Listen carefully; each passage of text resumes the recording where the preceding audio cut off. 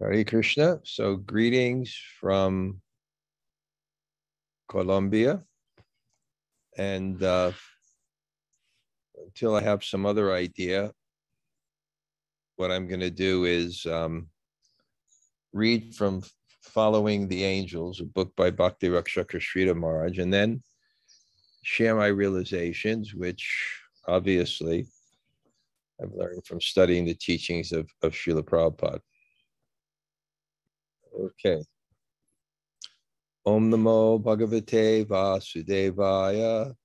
Om Namo Bhagavate Vasudevaya. Om Namo Bhagavate Vasudevaya. Om Jnana Timirandasya Gananjana Shalakaya. Chaksuranmilitam Yena Tasmai Sri Gurave Namaha. Sri Chaitanya Manobishtam Stapitam Yena Bhutale Swayam Rupa Kadamayam Dadati Sapadantikam Vanchakalpa Tarubhyascha Kripa Sindhu Vaevacha Patitanam Pavanebhyo Vaishnavebhyo Namo Namah. Sri Krishna Chaitanya Prabhu Nityananda Sri Advaita Gadadhar Shivasade Gaur Bhakta-vrinda. Hare Krishna, Krishna Krishna, Hare Hare, Hare Rama, Rama Rama, Hare Hare. So welcome to the readings from the Shama Ashram in Colombia. Of course, I say it's a paradise, but there's always a difference from visiting a place and having to work and, raise family and have so many responsibilities in a place. So obviously it's not free from suffering, but it is quite a beautiful place.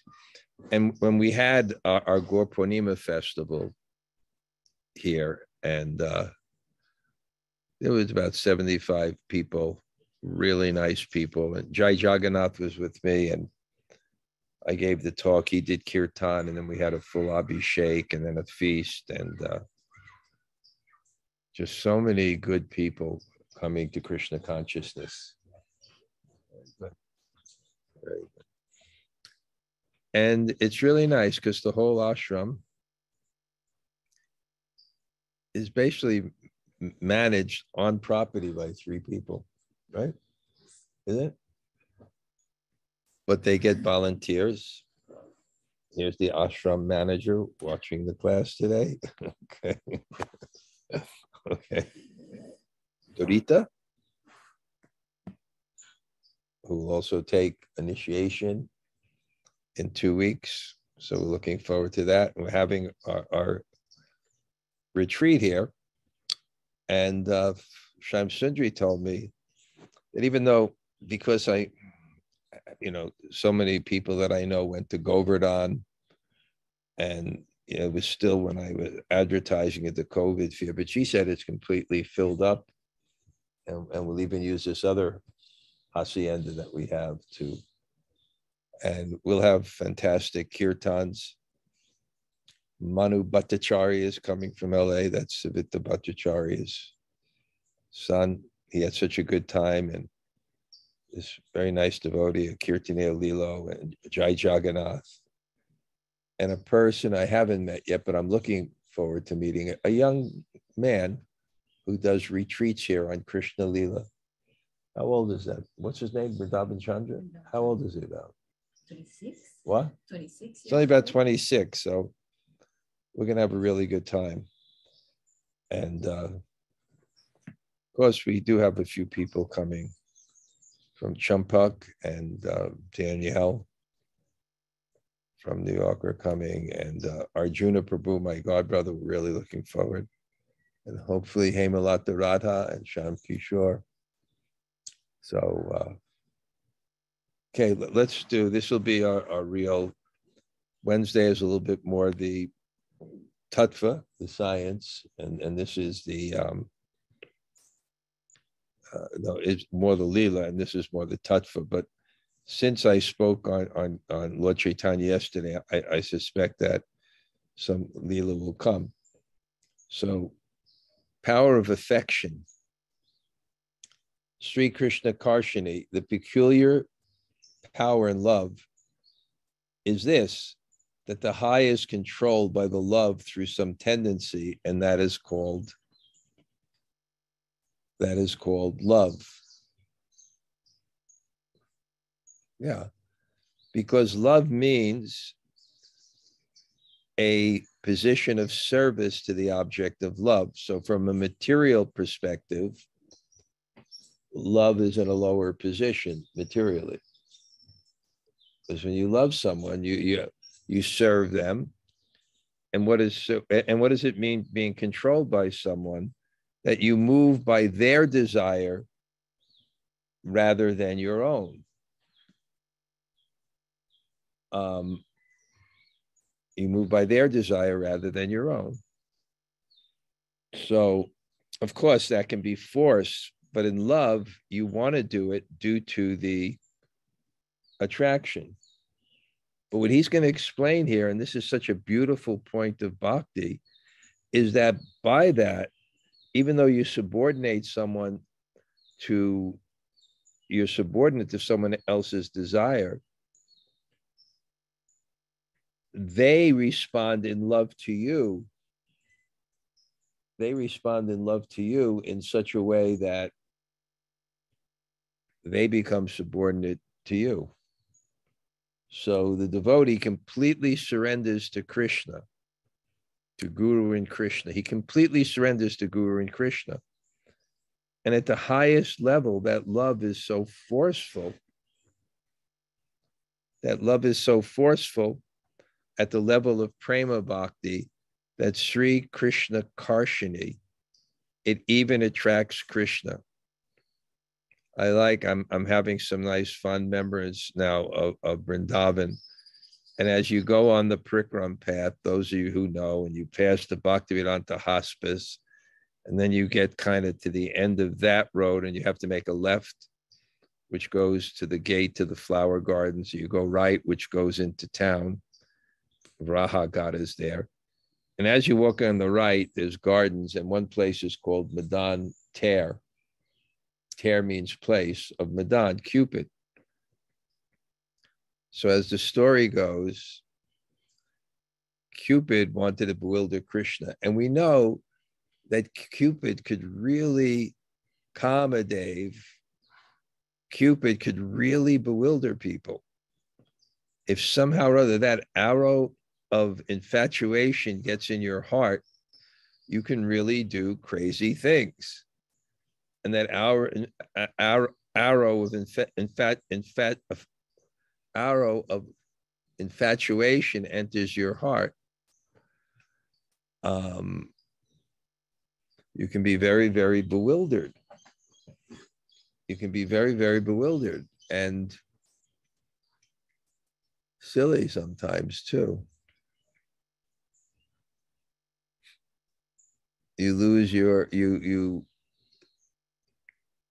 act completely by your emotions and not your intelligence. So Cupid wanted to put that arrow into the heart of Krishna and watch the fun.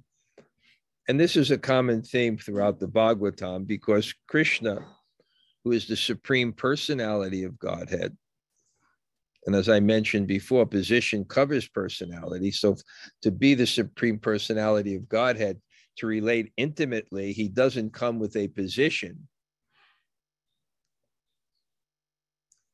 It can be very easy to misunderstand Krishna. In fact, Satyaraj is writing one of the next issue of the Vaishnav Journal about Krishna Lila. And he's having various scholars speak a particular Lila. And he really, because I spoke to him years about this, he wants me to do Brahma Vimohan Lila, because it's the last Lila that Prabhupada wrote. So I've been meditating on that, the significance of it. And I'll title the article, The Final Pastime, because it's really the final pastime that Prabhupada did. But I'm going to try to see the significance of it. And one of the significance of Brahma Vimohan Lila is is it's the last pastime before the gopis are introduced. And it's completely necessary to understand the gopis, to understand that Krishna's coming as a cowherd boy doesn't diminish his status. It actually increases his status. Because when you have a high position, then your being, who you are, your personality, and your different relationships of intimacy. Okay, that's great. Thank you. That's so nice. It is covered. Is covered. So I want to present this, and the significance of that pastime is,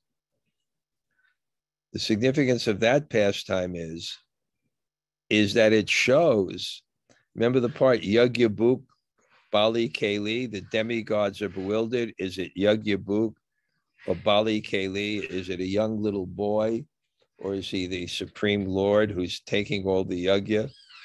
And the pastime shows that being that young boy, where his divinity is covered, doesn't mean he doesn't have that divinity. But the divinity is covered for the sake of the full revelation of his love. So kind of went off on a tangent, and when I do that, I do admit that. But anyway, this is a very just interesting. Oh yeah, okay. So it's easy to misunderstand Krishna. So Cupid wants to put an arrow in Krishna, but when you have to aim, and when you see Krishna, he's all attractive. If we can actually see God, what does that mean? God and how attractive, the supreme beauty, personality. What would it be like to actually see God? It would be overwhelming. In fact, when Lord Brahma opened his eyes and saw Krishna, it was so overwhelming to him that he became blind. He became completely blind. Of course, he gained his sight, and he fell to the ground. So Krishna became known then as Madan Mohan. And again, I make this point. There are pastimes, but because time does not rule God, even if there's a pastime that has a beginning, it's an eternal pastime. It eternally begins.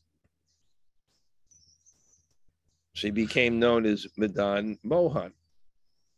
So then the story is, and that's the deity in Vrindavan. As you go from Madan Ter, what's the first deity you see is Madan Mohan. Krishna is the conqueror of Cupid,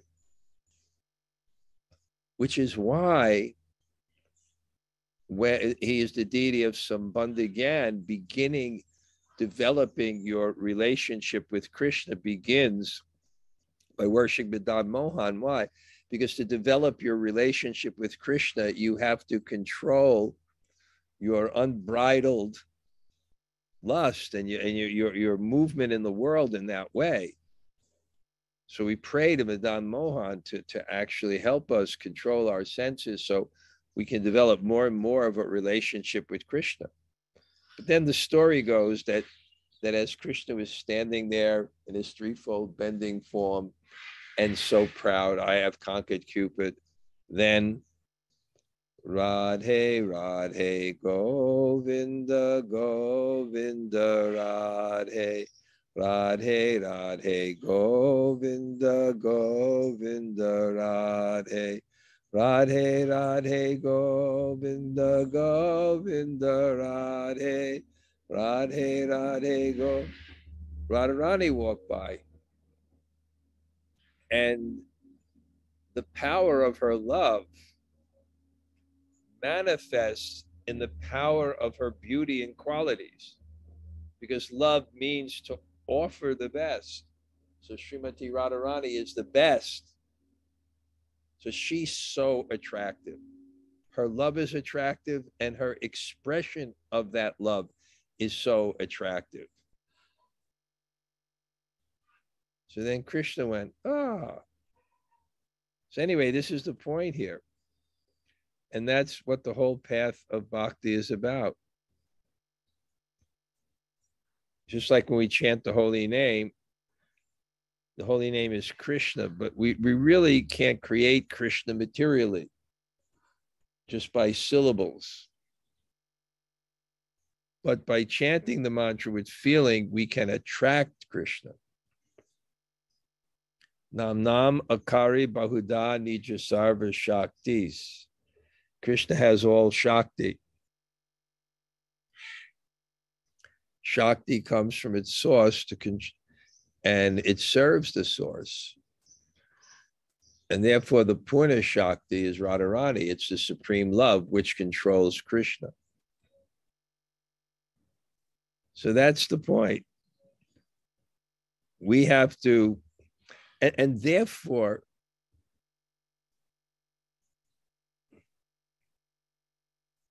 there's a point I want to make here. I'll have to think of it carefully. Therefore, Krishna has to be controlled by his devotees. If you're not controlled by love, then what kind of person? How can God be the supreme personality of Godhead if he's not controlled by love? He'd be impersonal. I think everyone here has had relationships that disappointed one, where you gave yourself to someone and they didn't reciprocate. You gave and you gave. Was that person powerful or was that person weak?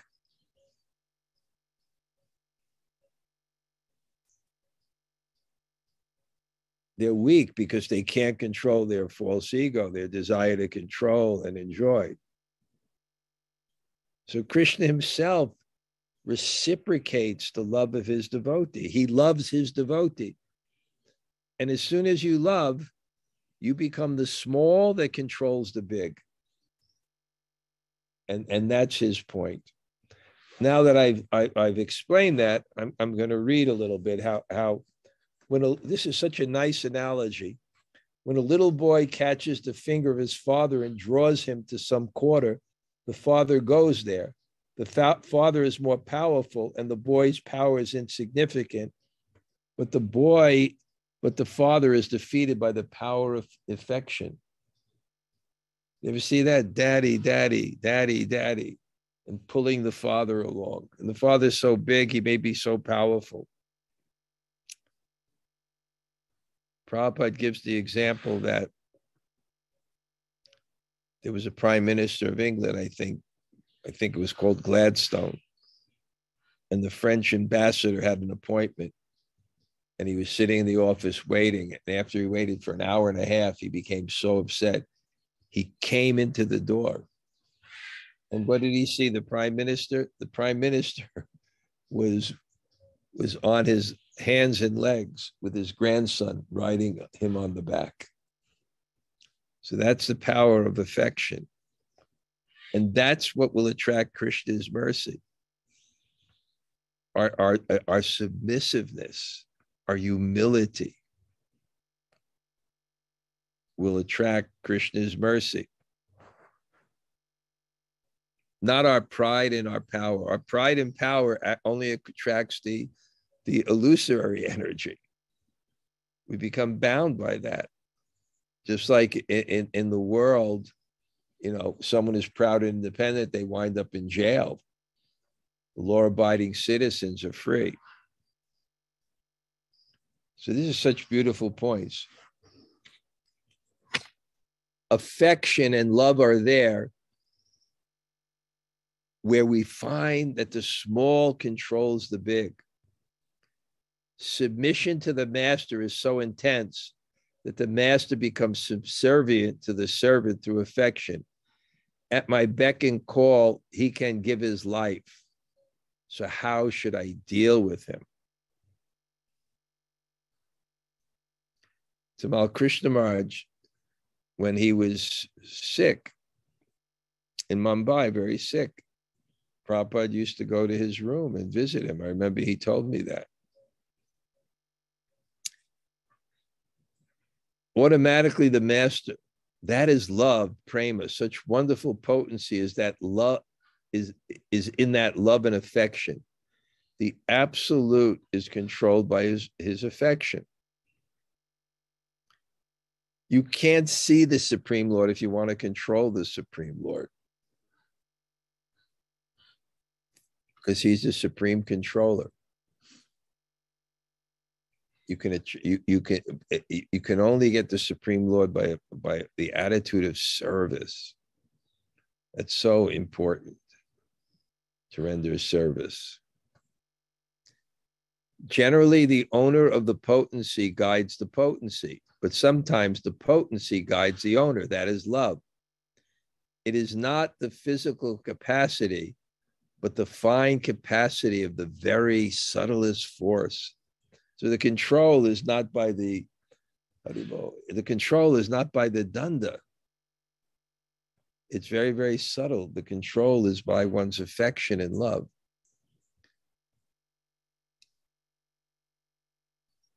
Aham bhakta paradino. I feel as if I am interdependent, not absolute. I feel that I am controlled by them only by devotion. I am not master of my own self. The absolute says like that. What a wonderful thing is Bhagavad Prem. It is present in the highest sense in the case of Krishna in Vrindavan. And I think he's probably, and I saw this, but he's going to go into the story that Mother Yasoda binds Krishna. But how does she bind Krishna? Not by her physical force, she binds Krishna. But when Krishna sees her effort, and this is the secret of bhakti. I'm trying to think of the story of Narada Muni. He by his effort, he couldn't see God. Initially, he saw God. He was so helpless. He was so dependent. And this is what we have to watch out for. He was so helpless. He was so dependent. He was a young boy. He didn't know who his father was. And then he lost his mother to a snake bite. And he was 5 years old and he was all on his own. Got to do this carefully right over my computer with the hot. Oh, it's so good. What kind of tea is this? It's like with mango. What? With mango? Mango tea. Oh, it's mango tea. I thought it was mongoose tea. Mango tea, okay. So then he got Sakshat Darshan, he saw, but then it disappeared. And when it disappeared, he tried again, but it didn't work because the effort is not enough. The effort is required to demonstrate our consciousness, but it's the consciousness that attracts Krishna, not the effort. But it's not that we can do nothing and attract Krishna's mercy either.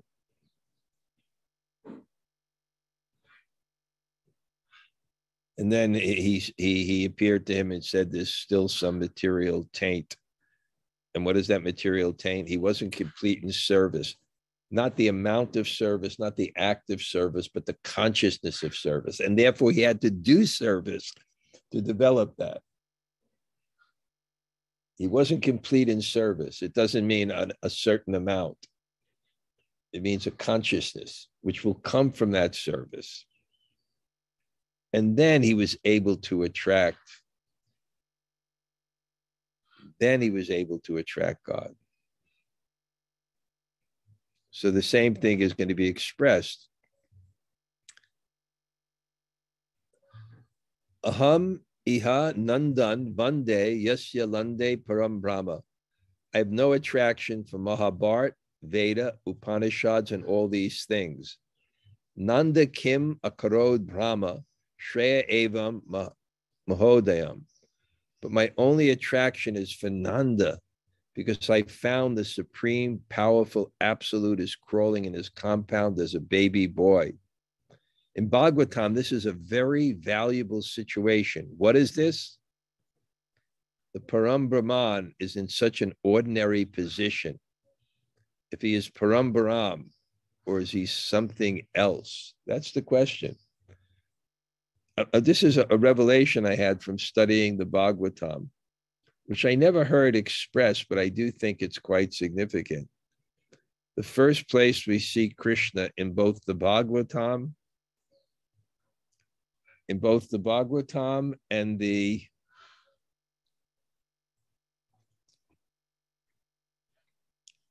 the first place we see Krishna in both the Bhagavatam and the Bhagavad Gita, the main book spoken by Krishna, the main book about Krishna, the first place we see him in both cases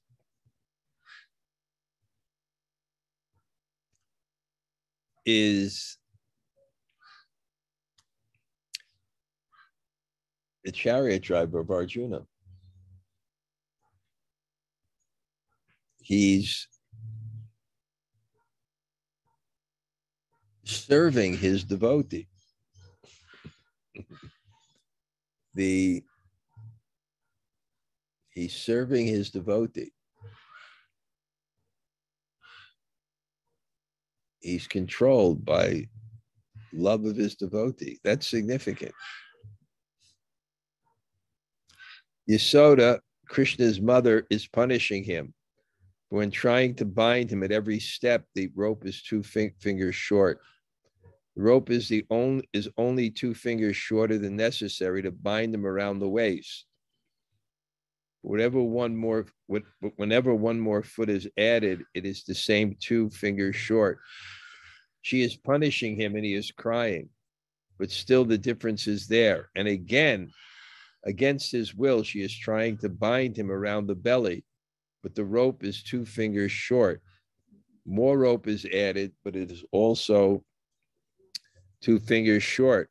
Again and again, he is sucking her breast, and when she is punishing him, he cries, "Oh, don't beat me, my mother.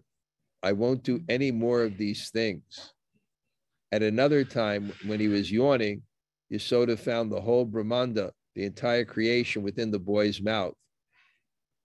Then she was afraid, but the next moment, a cat meowed and the boy climbed on her lap out of fear. Oh, he is my child, my son. He is not all accommodating Brahman. No, he is my child. He is playing in this way, like hide and seek. So I think this point is just so beautiful. The small becomes the big by submission and service. The small becomes the big. And the big becomes the small by trying to control. It's because the real value system of big is the big heart, the big devotion, the strength, the real power, the strength. I mentioned this, the strength of humility is that it has the power to resist the false ego. So those that are big are actually being controlled. Those who are big are actually the servants of their senses, and those who are small are the controller of their senses.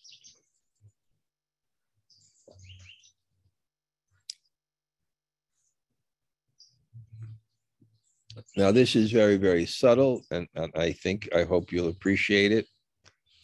I'm looking at the list. I look at the list, so I know the sense of all the people that are there, and I thank you greatly, because the best service is hearing. The best service you can do for a devotee is to hear from them, because that type of service also engages them in devotional service.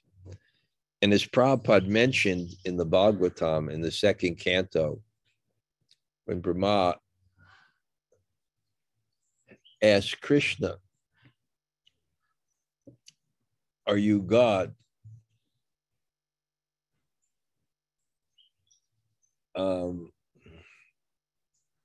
No, when Narada asked Brahma, "I have a doubt whether you're the supreme because you're performing austerities, and austerities means there's something lacking in you that you're trying to attract." Brahma was so happy. Now he said, "No, I'm not. Narayana Parovita, Krishna is supreme." Prabhupada said that's the basic missionary principle. The gratitude one feels to people who give him an opportunity to speak about Krishna. When the infinite comes to the finite in its closest touch, then it sometimes shows that infinite character and sometimes its most finite character.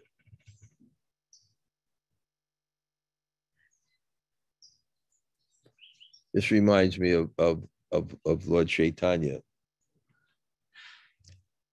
He comes to the so close to the devotees.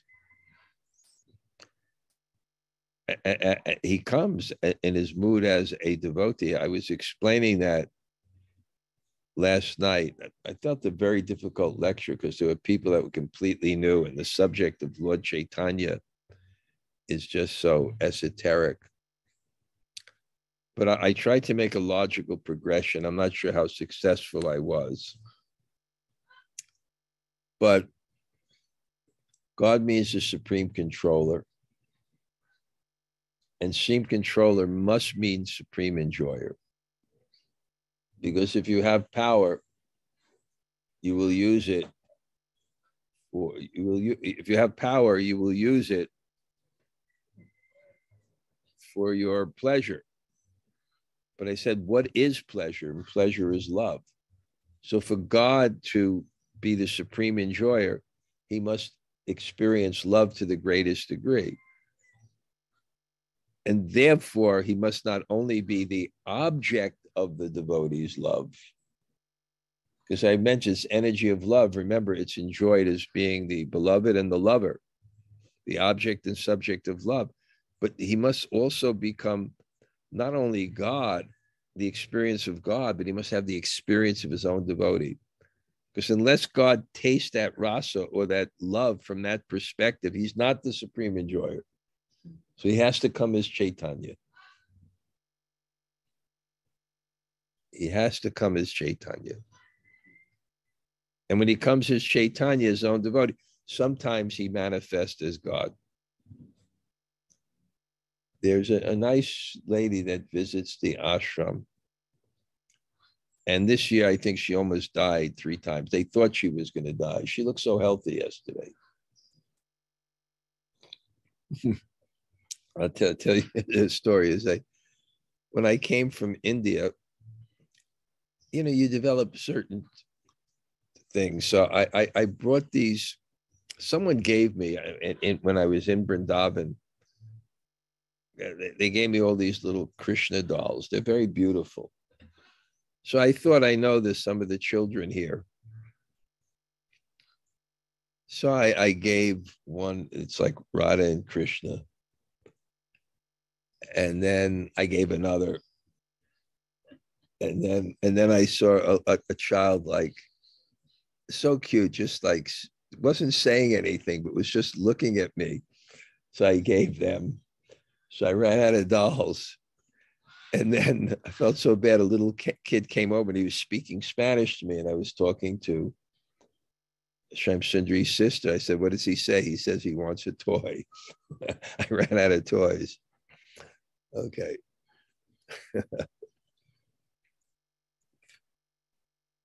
Okay, so playfully, he does so many big things. When Trinavarta came to kill him, he was on the lap of Yasoda. Immediately, his mother felt that the boy was very, very heavy and she could not keep him on her lap. She had to put him down, and Trinavarta took the boy away in a storm. Then some minutes later, they found that the great demon's body had fallen on the earth, and the boy grasping the throat of the demon was on top. Then Yasoda swiftly went and collected the boy. Oh, unfortunately, the boy landed on the demon's head. Otherwise, he would have been crushed. Trinavarta, that great demon, was finished by the boy, but playfully. So again, the infinite comes to the finite in a very intimate way to experience intimate love, but also he manifests as the infinite also. And that's the key point we have to understand about Krishna, that his personality, it doesn't limit him. It's one of his attributes.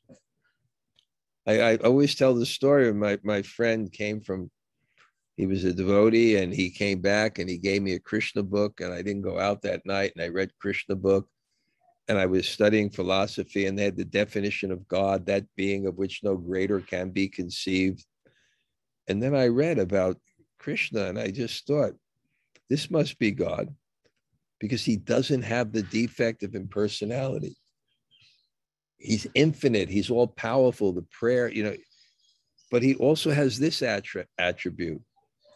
And without that, he wouldn't be that being of which no greater can be conceived. I can conceive of a being that's greater than just powerful controller. One who's also a lover. One who's also a friend. So we limit God when we deny his intimate side. And we limit God when we deny we limit God when we deny his intimate side, and we limit God when we deny his infinite side. Jamuna Jaya, write that one down. We deny God when we deny his intimate side, and we deny God when we deny his infinite side. So he's saying, don't deny the infinite side of God. He's still all powerful. Just like when a father comes home and he's very intimate and with his son, or Prime Minister Gladstone, when his child is riding on his back, he's still all powerful as the prime minister. This is a key point. The most miraculous things are coming to a simple level. Most playfully, in a simple way, he's doing such great deeds, which takes so much time, so much power, so much valor, and all is finished in a second in a peculiar way. Great things are done with a very small attempt. When the Dana-Kasura demon comes, he just nonchalant. Nonchalant. He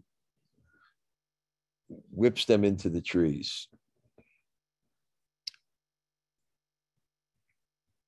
The infinite's approach to the finite in its closest form is controlled by a special tendency, and that is called prema. That is called prema. He becomes the friend. He becomes bhakti vatsala. He becomes affectionate to his devotees. He serves his devotees. Again, the big becomes the small. The small becomes the big by love. And the big becomes the small. The small becomes the big by love, and the big becomes the small by love. Krishna becomes the servant of his devotees. Bhakti is such a thing. We shall try to understand what is this devotion that can control the absolute. Mahaprabhu has come to suggest that we follow this path only, and it is Vrindavan. Try to have a position, a place in Vrindavan, in that level, in that plane of life. With this general conception, we shall have to approach Vrindavan. And what is Vrindavan? It is not the sum total of some appearance. It's not just an external thing. a mere imitation of a particular group of appearances cannot give such a result. The very life is so valued. The life transactions must be there. I coined this term spiritual autism because I understood that one aspect on the spectrum of autism is that you can't read minds.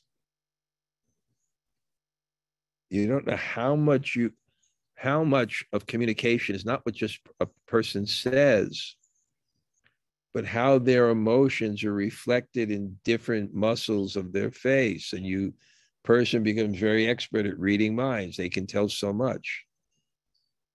So it's not just an external thing. When you see Vrindavan, you have to see the hearts of the devotees. And I had that realization, I'm living in Govardhan, and Govardhan is just, people come in pilgrims and devotion. And when you do a little kirtan there and these people begin to smile, that's Vrindavan. The hearts of these devotees, that's Vrindavan. Die to live, sacrifice. Die to live means the real self is humility and service. The false self is these conceptions of control called the false ego. So if you really want to live, that has to die, because that conception of the false ego, I'm the enjoyer and the controller, and all its designations, that ends with the body. So you want to live eternally, that has to die. When that dies, you live in the soul of service and compassion and humility and gratitude. That person, and you know, I'm 70, my 72nd year. So I'm looking back, and like everybody else, you have your dark nights of the soul, or your challenges and things. And I remember one of these, and I was in Gita Nagari, and it was a heavy time. And I took shelter of chanting the holy name. I think I told you this story. And I was just chanting and chanting and chanting and chanting. And then I got so much relief because I understood that this glorification of God, this chanting of the holy name, that's the activity of the real self. And that activity and the feelings that you have there will not end with the body. The activities of the false ego and all its designations, you live on that platform, you'll be completely fearful because everything on that platform you'll lose. And therefore, bhakti is defined as sarvapadi vinir muktam tatparatvaina nirmalam rishikena rishikesha sevanam bhakti uttama. The highest bhakti, sarvapadi vinir muktam, without any material designations. We must invite that sort of death that will kill death itself. That death kills death. I was there when this great lady saint died in Vrindavan, and she wanted to die on the floor. They brought her mattress on the floor. And I told this story, the Ayurvedic doctor who had previously cured her and brought her cancer into submission, then it came back. She was an incredibly devoted, wonderful, devoted lady, my God. And the doctor felt her pulse and said, disease is finished, and then told her she had 1 hour left to live. What does it mean that disease is finished? The real disease is the false ego, that conception of superiority and control. It binds you to the temporary body. So that death brings you life, he's saying. That sort of death will kill death itself, because death is caused by identification with the material body.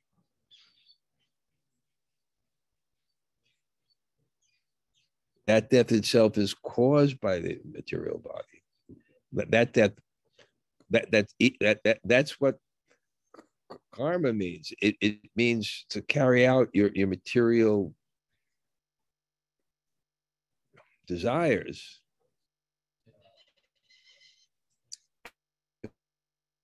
If we want to live in that high place, we shall have to give ourselves completely. This is the price of that valuable gold. What is that subtle power? How do we acquire it? What should be the price? How deep should be that transaction? Okay.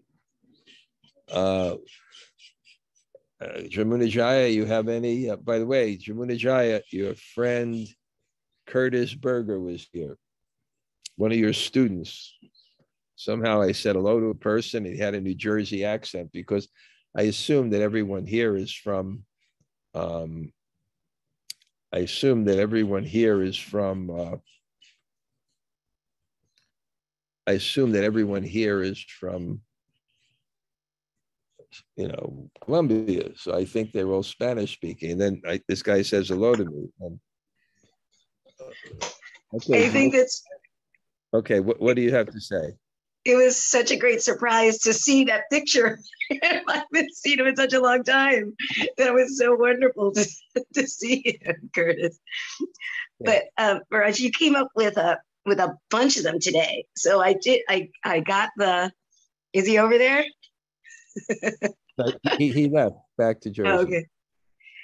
I love of course, I'd already writing it down when you said it. We limit God when we deny his intimate side. We limit God when we denied his infinite side. That was a great one. But really, one of your first things you said today really struck me. As soon as you love, you become the small that captures the big. And then all during the class, you referenced the small becoming the big and the big becoming the small. It was such a nice dichotomy. It's just a wonderful reminder. So you'll incorporate these points and you'll use it in your teachings. I will try, okay, Mahārāja. Thank you. Okay, good. Anybody else like to say hello today? Hare Krishna, Mahārāja. Yeah, I have to second Jamuna's thing. I really love that when you said the small becomes big by love and the big becomes small by love. And that illustration of that analogy of the little child pulling his big father by his finger only, out of love. That was really touching. Can you remind me of when, that first time we see Krishna as Arjuna's chariot driver in the Bhagavatam? In the Bhagavatam, I think it's the 6th or 7th chapter. Otherwise, Krishna is not introduced yet. Yeah, but I think the story, the pastime. What was he doing? It's when the Ashvatthama throws the Brahmastra to kill the child in Uttara's womb. Mm-hmm. I think that's the first time we see Krishna. I'm sure he's on the chariot there. Mm-hmm. Yeah. Okay. Thank you. Okay. Anybody else want to say hello? You just here. Haribo. Okay, good. Anybody else? Hare Krishna, Mahārāja. Hey. It's Bhakti Devi. Bhakti Devi. So you're sitting in front of my favorite brick wall. It's great. Whenever I see that brick wall behind you, it stirs up so much emotion, and I just love it there too. Let's see if we can organize one more retreat before I go to India. We'll let you know. You should come out here. Oh, I would love to. It gets better all the time, actually. I bet it does. Okay. All right. Enjoy your stay. Okay. Thanks. Bhakti Devi. Okay. Anybody else say hello? Thank you, Krishna Gumaraj. Hey, Henry, where are you? I'm in Gainesville traveling with Vrajavihari, and we went to the St. Augustine Rath Yatra yesterday, and we're we had the Gaur Purnima in Alachua with I think about 1,500 devotees. It was really incredible, wonderful time. Wow, you're really having a nice retirement, Henry. Really, Yes, really wonderful. That's great. Maybe one day I'll get you down here. sure, Mahārāja. You won't be disappointed. You won't be disappointed. I can tell you. Thank Okay. Anybody else? Hey, Krishna Gumaraj, Tota Gopinath here, and Oh, hey, Priya. Okay, Haribo. Nice to Hare see you. Okay, anybody else? Hare Krishna, Hare Maharaj. Krishna. Hare Krishna Maharaj. Thanks Oh. for the beautiful class. Thank you, Maharaj. You're both together now, finally. Yes. Huh? Yes, we are in Krishna. So, Radhika, what do you think of your mother's trip to? I think Sundari? it was great for her, and yeah, I'm happy that she came. It was an amazing trip, and she had an amazing time. Yeah, it Thank was you, actually Maharaj. Maharaj. Yeah, thank you very much. It Okay. was all your mercy. Thank you so much. Nice to see both of you. Anybody else? Thank you. Hare Krishna Maharaj, this is Hemalatara. Okay. Well, hopefully we'll see you soon, huh? Yes, Maharaj, hopefully on Sunday. Great festival, beautiful decorations. It was wonderful. Yeah, everything. Okay. Yeah, it's got a few pictures. It's amazing, Maharaj. Okay, great. When are you coming here? I arrive on Sunday. Oh, okay, next Sunday. That's great. Okay, great. Yeah, yeah. Okay. Gloria will pick us up at the airport. Okay, great, great. Okay, anybody else? Hare Krishna Maharaj, also Vanessa. Hey, Haribo. Haribo. Glad you got there safe. Safe wasn't the word. It was, I slept on the plane the whole way. Oh, good. And I didn't even go to sleep when I got here. I was rested. And then we had a nice festival. Okay. Nice. Okay. Anybody else?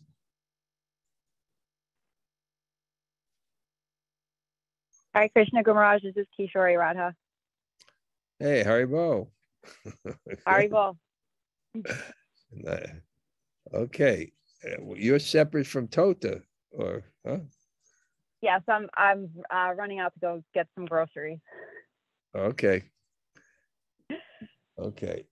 Okay. Anybody else? Haribo.